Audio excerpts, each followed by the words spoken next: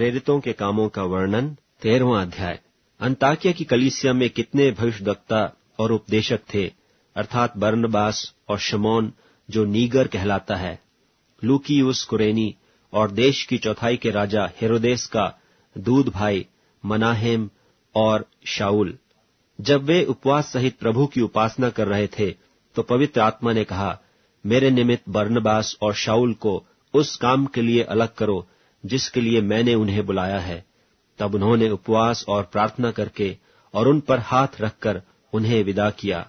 सो वे पवित्र आत्मा के भेजे हुए सिलूकिया को गए और वहां से जहाज पर चढ़कर कुप्रुस को चले और सलमीस में पहुंचकर परमेश्वर का वचन यहूदियों की आराधनालयों में सुनाया।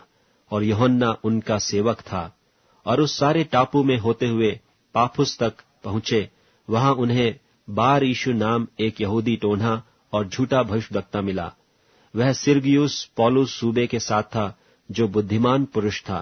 उसने बरनबास और शाऊल को अपने पास बुलाकर परमेश्वर का वचन सुनना चाहा, परंतु इलीमास टोन्हे ने, क्योंकि यही उसके नाम का अर्थ है, उनका सामना करके सूबे को विश्वास करने से रोकना चाहा। तब शाऊल ने, जिसका नाम पौलुस भी है, पवित्र आत्मा से परिपूर्ण हो उसकी ओर टकटकी लगाकर कहा, हे सारे कपट और सब चतुराई से भरे हुए शैतान की संतान, सकल धर्म के बैरी, क्या तू प्रभु के सीधे मार्गों को टेढ़ा करना न छोड़ेगा? अब देख, प्रभु का हाथ तुझ पर लगा है और तू कुछ समय तक अंधा रहेगा और सूर्य को न देखेगा। तब तुरंत धुंधलाई और अंधेरा उस पर छा गया और वह इधर उधर टटोलने लगा ताकि कोई उसका हाथ पकड़ के ले चले। तब सूबे ने जो हुआ था देखकर और प्रभु के उपदेश से चकित होकर विश्वास किया। पौलुस और उसके साथी पाफुस से जहाज खोलकर पंफूलिया के पिरगा में आए और यूहन्ना उन्हें छोड़कर यरूशलेम को लौट गया। और पिरगा से आगे बढ़कर वे पिसिदिया के अंताकिया में पहुंचे और सब्त के दिन आराधनालय में जाकर बैठ गए। और व्यवस्था और भविष्यद्वक्ताओं की पुस्तक से पढ़ने के बाद सभा के सरदारों ने उनके पास कहला भेजा कि हे भाइयों, यदि लोगों के उपदेश के लिए तुम्हारे मन में कोई बात हो तो कहो। तब पौलुस ने खड़े होकर और हाथ से सैन करके कहा, हे इस्राएलियों और परमेश्वर से डरने वालों, सुनो। इन इस्राएली लोगों के परमेश्वर ने हमारे बाप दादों को चुन लिया, और जब ये लोग मिस्र देश में परदेशी होकर रहते थे तो उनकी उन्नति की और बलवंत भुजा से निकाल लाया। और वह कोई 40 वर्ष तक जंगल में उनकी सहता रहा और कनान देश में 7 जातियों का नाश करके उनका देश कोई 450 वर्ष में इनकी मीरास में कर दिया। इसके बाद उसने सामुएल भविष्यद्वक्ता तक उनमें न्यायी ठहराए। उसके बाद उन्होंने एक राजा मांगा। तब परमेश्वर ने 40 वर्ष के लिए विन्यामीन के गोत्र में से एक मनुष्य अर्थात कीश के पुत्र शाऊल को उन पर राजा ठहराया।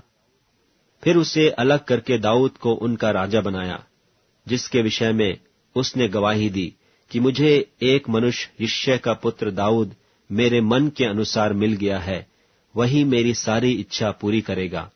इसी के वंश में से परमेश्वर ने अपनी प्रतिज्ञा के अनुसार इस्राएल के पास एक उद्धारकर्ता अर्थात यीशु को भेजा, जिसके आने से पहले यूहन्ना ने सब इस्राएलियों को मन फिराव के बपतिस्मा का प्रचार किया। और जब यूहन्ना अपना दौर पूरा करने पर था तो उसने कहा, तुम मुझे क्या समझते हो? मैं वह नहीं, वरन देखो, मेरे बाद एक आने वाला है जिसके पांवों की जूती मैं खोलने के योग्य नहीं। हे भाइयों, तुम जो इब्राहिम की संतान हो और तुम जो परमेश्वर से डरते हो, तुम्हारे पास इस उद्धार का वचन भेजा गया है, क्योंकि यरूशलेम के रहने वालों और उनके सरदारों ने न उसे पहचाना और न भविष्यद्वक्ताओं की बातें समझी, जो हर सब्त के दिन पढ़ी जाती हैं। इसलिए उसे दोषी ठहराकर उनको पूरा किया। उन्होंने मार डालने के योग्य कोई दोष उसमें न पाया, तो भी पिलातुस से विनती की कि वह मार डाला जाए। और जब उन्होंने उसके विषय में लिखी हुई सब बातें पूरी की तो उसे क्रूस पर से उतारकर कब्र में रखा, परंतु परमेश्वर ने उसे मरे हुओं में से जिलाया। और वह उन्हें जो उसके साथ गलील से यरूशलेम आए थे बहुत दिनों तक दिखाई देता रहा। लोगों के सामने अब वे ही उसके गवाह हैं। और हम तुम्हें उस प्रतिज्ञा के विषय में जो बाप दादों से की गई थी, यह सुसमाचार सुनाते हैं कि परमेश्वर ने यीशु को जिलाकर वही प्रतिज्ञा हमारी संतान के लिए पूरी की, जैसा दूसरे भजन में भी लिखा है कि तू मेरा पुत्र है, आज मैं ही ने तुझे जन्माया है। और उसके इस रीति से मरे हुओं में से जिलाने के विषय में भी कि वह कभी ना सड़े, उसने यूं कहा है कि मैं दाऊद पर की पवित्र और अचल कृपा तुम पर करूंगा। इसलिए उसने एक और भजन में भी कहा है कि तू अपने पवित्र जन को सड़ने न देगा, क्योंकि दाऊद तो परमेश्वर की इच्छा के अनुसार अपने समय में सेवा करके सो गया और अपने बाप दादों में जा मिला और सड़ भी गया, परंतु जिसको परमेश्वर ने जिलाया वह सड़ने नहीं पाया। इसलिए हे भाइयों, तुम जान लो कि इसी के द्वारा पापों की क्षमा का समाचार तुम्हें दिया जाता है। और जिन बातों से तुम मूसा की व्यवस्था के द्वारा निर्दोष नहीं ठहर सकते थे, उन्हीं सब से हर एक विश्वास करने वाला उसके द्वारा निर्दोष ठहरता है।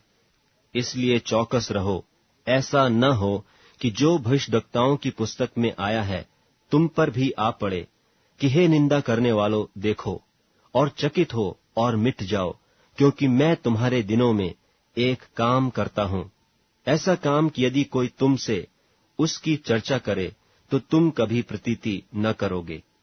उनके बाहर निकलते समय लोग उससे विनती करने लगे कि अगले सब्त के दिन हमें ये बातें फिर सुनाई जाएं। और जब सभा उठ गई तो यहूदियों और यहूदी मत में आए हुए भक्तों में से बहुतेरे पौलुस और बरनबास के पीछे हो लिए, और उन्होंने उनसे बातें करके समझाया कि परमेश्वर के अनुग्रह में बने रहो। अगले सब्त के दिन नगर के प्रायः सब लोग परमेश्वर का वचन सुनने को इकट्ठे हो गए, परंतु यहूदी भीड़ को देखकर डाह से भर गए और निंदा करते हुए पौलुस की बातों के विरोध में बोलने लगे। तब पौलुस और बरनबास ने निडर होकर कहा, अवश्य था कि परमेश्वर का वचन पहले तुम्हें सुनाया जाता, परंतु जबकि तुम उसे दूर करते हो और अपने को अनंत जीवन की योग्य नहीं ठहराते, तो देखो हम अन्य जातियों की ओर फिरते हैं, क्योंकि प्रभु ने हमें यह आज्ञा दी है कि मैंने तुझे अन्य जातियों के लिए ज्योति ठहराया है, ताकि तू पृथ्वी की छोर तक उद्धार का द्वार हो। यह सुनकर अन्य जाति आनंदित हुए और परमेश्वर के वचन की बड़ाई करने लगे, और जितने अनंत जीवन के लिए ठहराए गए थे उन्होंने विश्वास किया। तब प्रभु का वचन उस सारे देश में फैलने लगा, परंतु यहूदियों ने भक्त और कुलीन स्त्रियों को और नगर के बड़े लोगों को उस्काया और पौलुस और बरनबास पर उपद्रव करवाकर उन्हें अपने सिवानों से निकाल दिया। तब वे उनके सामने अपने पांवों की धूल झाड़कर इकुनियुम को गए, और चेले आनंद से और पवित्र आत्मा से परिपूर्ण होते रहे।